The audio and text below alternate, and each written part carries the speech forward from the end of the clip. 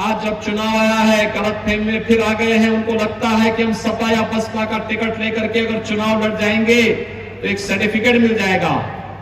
कानून का राज तो यूपी में 10 मार्च के बाद भी रहेगा, चिंता मत करिए। कानून का राज तो तब भी रहना है। उत्तर प्रदेश की 25 करोड़ जनता की सुरक्षा के साथ कोई खिलवाड़ नहीं कर पाएगा। और अगर भाइयों बहनों, ये जो पेशेवर अपराधी और माफिया है ना, ये भले ही चुनाव के दौरान कुछ देर तक धौंस दिखाने का प्रयास करेंगे, लेकिन 10 मार्च पर के बाद आप देखेंगे इनके गले में तख्ती लटकती हुई दिखाई देगी। किसी थाने की चौखट में जाकर के इस बात की भीख मांगते हुए दिखाई देंगे कि बकस दो, बकस दो। सब्जी बेच करके फुटपाथ पर चद्दर में किसी बोरे में सामान बेच करके अपना पेट भर लेंगे, लेकिन किसी व्यापारी और किसी गरीब के हक पर डकैती नहीं डालेंगे। आप देखना 10 मार्च के बाद फिर यही होने वाला है। भारत माता की, भारत माता की, भारत माता की, वंदे मातरम, वंदे मातरम, वंदे मातरम। भारतीय जनता पार्टी के जिला के अध्यक्ष श्री संजीव शर्मा जी, भारत सरकार के मंत्री और गाजियाबाद के लोकप्रिय सांसद माननीय general doctor VK Singh ji, सांसद और पूर्व केंद्रीय मंत्री डॉक्टर सतपाल सिंह जी, राज्यसभा के माननीय सांसद श्री अनिल अग्रवाल जी, मुरादनगर के लोकप्रिय विधायक और भारतीय जनता पार्टी के प्रत्याशी श्री अजीत पाल त्यागी जी, प्रदेश मंत्री समित वाल्मीकि जी, विधान परिषद सदस्य श्री दिनेश गोयल जी, गोविंद चौधरी जी, संजय कश्यप जी, विकास तेवतिया जी, महापौर श्रीमती आशा शर्मा जी, क्षेत्रीय उपाध्यक्ष श्री मयंक गोयल जी, मुरादनगर विधानसभा क्षेत्र के सह संयोजक श्री गोपाल अग्रवाल जी और भारी संख्या में आज के इस कार्यक्रम में उपस्थित सभी भाइयों बहनों,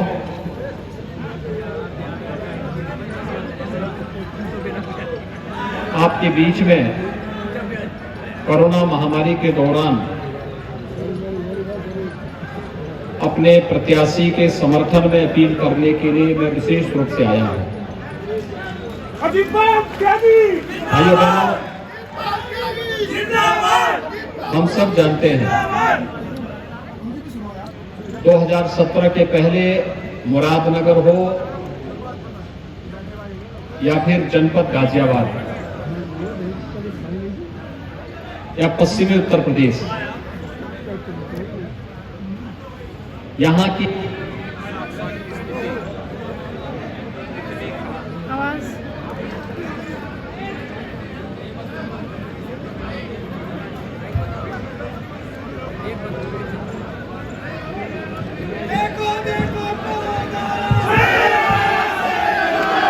सुरक्षा की स्थिति कितनी खराब थी ये किसी से छुपावा नहीं है।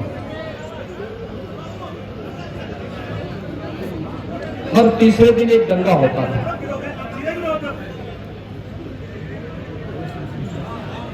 बेटियों की सुरक्षा खतरे में थी। व्यापारियों से गुंडा टैक्स वसूला जाता था। किसानों को उनकी उपज का दाम नहीं मिल पाता था।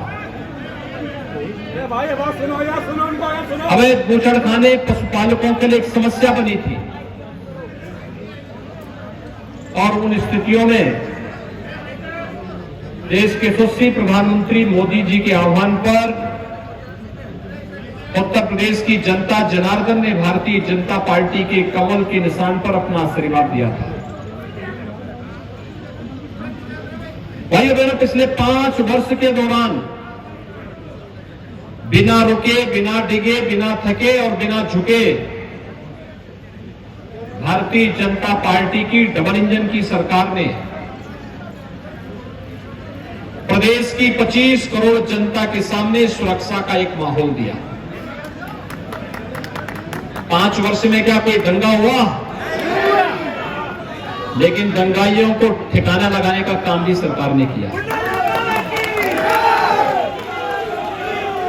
यहां पर एक गुंडा दुर्भाग्य से विधायक बन गया था, कितना आतंक फैलाता था,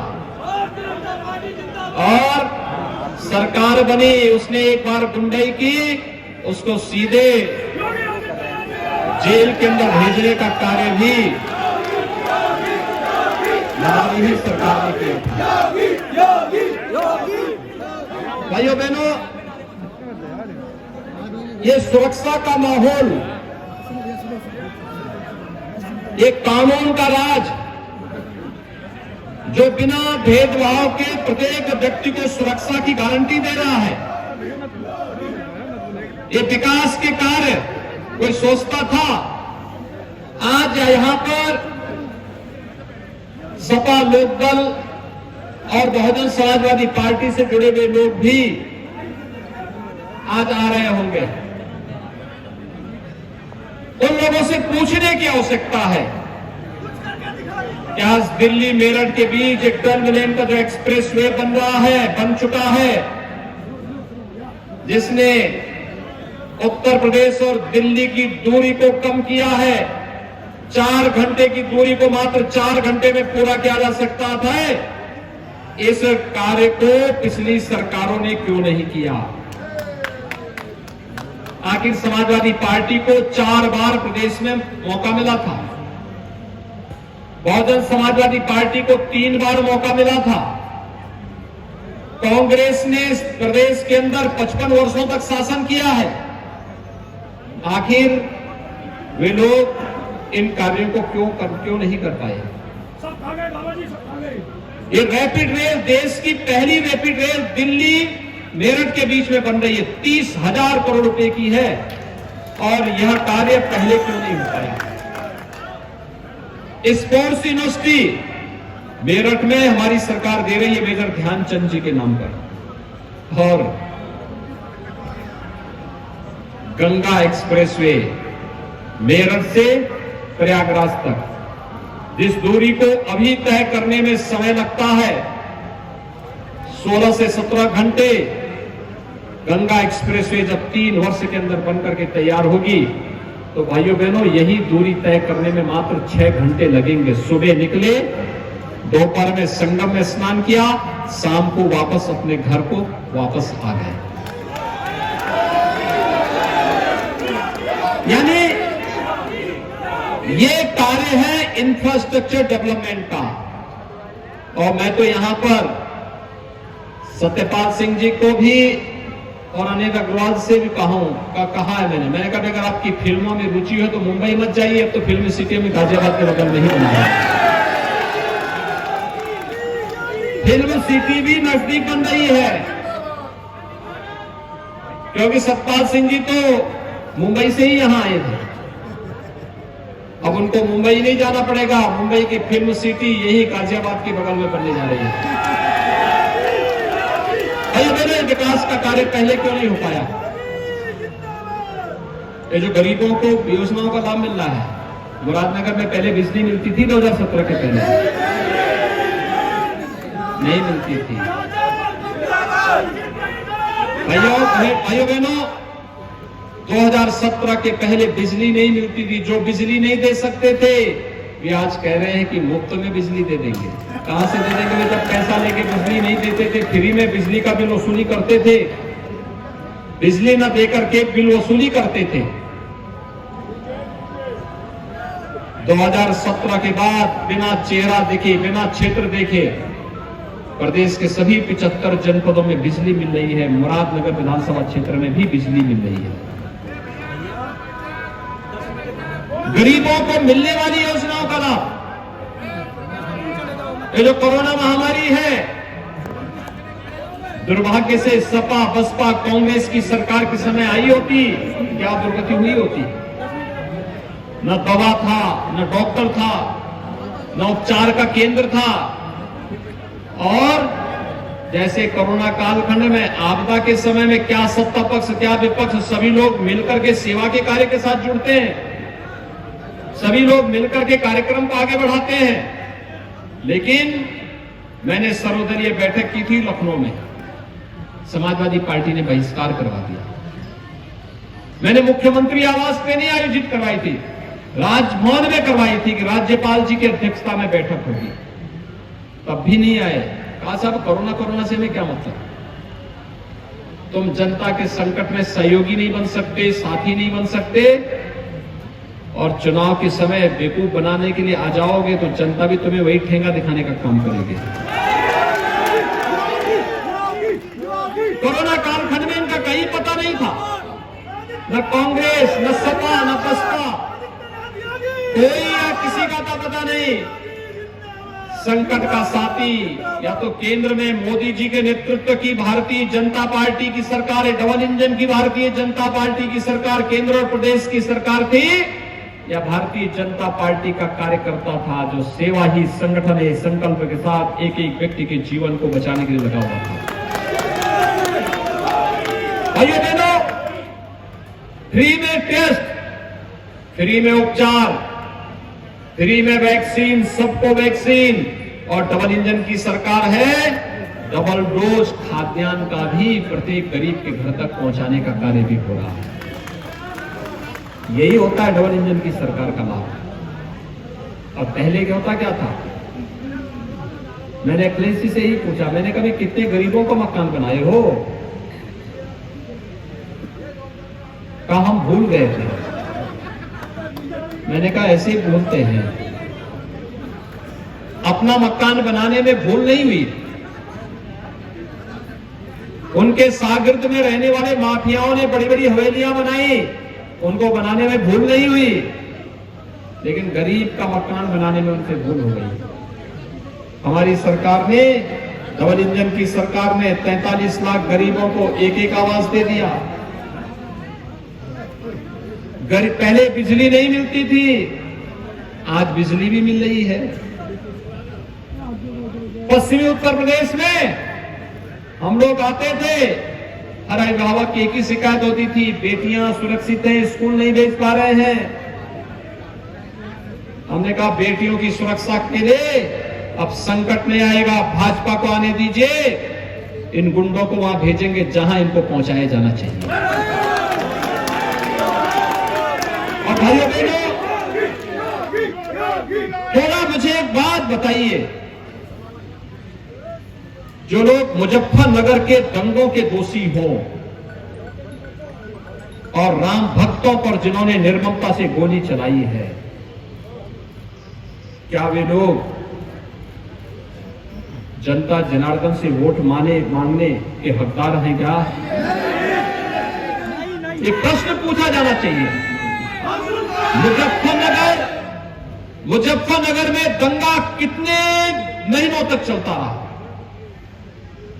और सचिन और गौरव नाम के जो दो नौजवान वहां मारे गए थे, उनकी गलती नहीं थी। उन्होंने तो केवल एक बात कही थी कि भाई देखो हमारी बहन स्कूल जाती है, क्यों उसको परेशान करते हो? बहन की रक्षा के लिए, बहन के सम्मान की रक्षा करने के लिए वे दो नौजवान गए थे, निर्मम हत्या कर दी गई। और लखनऊ से फोन आकर के उन गुंडों को, हत्यारों को छुड़ा दिया जाता है। उन दो नौजवानों के लिए न्याय मांगने के लिए जब कोई सभा होती है, चौधरियों की सभा होती है, उस चौधरियों की सभा में जाने वाले किसानों पर गोलियां बरसा दी जाती है। महीनों तक दंगा हुआ। इन लोगों को शर्म भी नहीं आती है कि दंगों के कारण मारे गए निर्दोष हिंदुओं की खून से जिनकी टोपियां दागी हुई हो, रंगी हुई हो, और राम भक्तों की, निर्दोष राम भक्तों पर गोलियों से जिनकी टोपियां रंगी हुई हो, वे लोग आज शांति और सौहार्द का उपदेश देकर के ऐसे दे रहे हैं जैसे, यानी इन लोगों को बोलने में तनिक भी संकोच नहीं होता। और ये लोग कब आ रहे हैं? जब चुनाव में इन लोगों ने उन्हीं दागी लोगों को फिर से प्रत्याशी बनाया है। कैराना के व्यापारियों के प्लान के लिए जो जिम्मेदार थे, मुजफ्फरनगर के दंगों के लिए जो जिम्मेदार थे, बुलंदशहर के उपद्रव के लिए जो जिम्मेदार थे, स्याना के आतंक के लिए जो जिम्मेदार थे, मुरादनगर के आतंक के लिए, मुरादाबाद के आतंक के लिए जो लोग जिम्मेदार थे, जो लोग 5 वर्षों तक बिलों में छुपे हुए थे, आज जब चुनाव आया है गलतफहमी में फिर आ गए हैं। उनको लगता है कि हम सपा या बसपा का टिकट लेकर के अगर चुनाव लड़ जाएंगे तो एक सर्टिफिकेट मिल जाएगा। कानून का राज तो यूपी में 10 मार्च के बाद भी रहेगा, चिंता मत करिए। कानून का राज तो तब भी रहना है। उत्तर प्रदेश की 25 करोड़ जनता की सुरक्षा के साथ कोई खिलवाड़ नहीं कर पाएगा। और अगर भाइयों बहनों,